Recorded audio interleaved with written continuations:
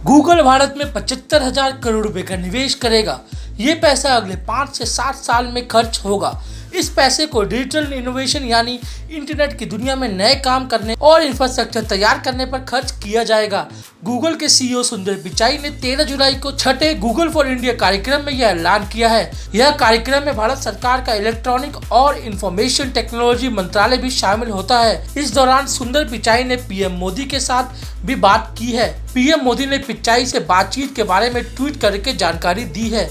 कहा, आज सुबह सुंदर पिचाई के साथ काफी लाभकारी बात हुई। हमने कई सारे विषयों पर विशेष रूप से तकनीक की ताकत का इस्तेमाल करते हुए भारत के किसानों, युवाओं और उद्यमियों का जीवन बदलने के बारे में बात की है। हमने खेल जैसे कई क्षेत्र में वैश्विक महामारी के चलते आई चुनौतियों पर भी बात की है। साथ ही डेटा सिक्योरिटी और साइबर सेफ्टी जैसे अहम मामलों पर भी चर्चा की है।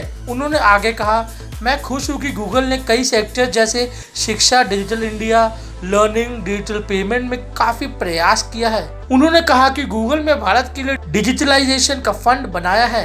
यह फंड $10 बिलियन यानी 75,000 करोड़ रुपए का है। इसे ऐसे समझिए कि इस पैसे से भारत में 77 बार चंद्रयान 2 जैसे मिशन पूरे कर सकता है। चंद्रयान मिशन 2 पर पूरी लागत 970 करोड़ रुपए थी। पिचाई ने कहा है कि 75,000 करोड़ रुपए अगले 5 से 7 साल में साझेदारी, हिस्सेदारी और ऑपरेशन और बुनियादी ढांचे को तैयार करने जैसे तरीके से खर्च होंगे। इसके तहत गूगल भारतीय कंपनियों के साथ मिलकर काम करेगा।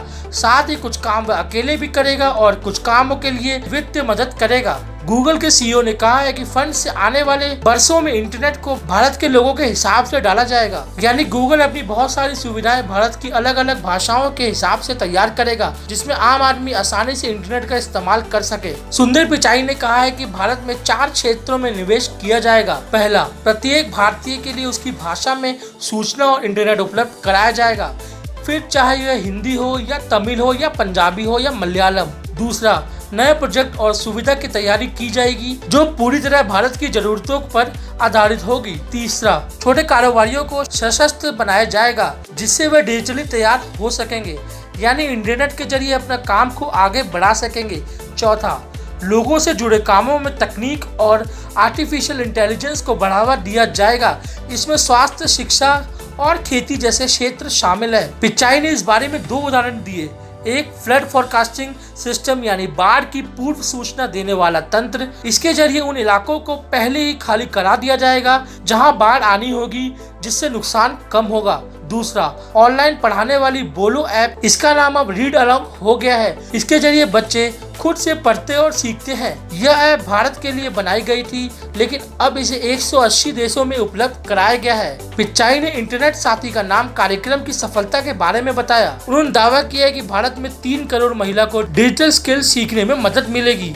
यह कार्यक्रम भारत में गूगल और टाटा ट्रस्ट मिलकर चलाते हैं।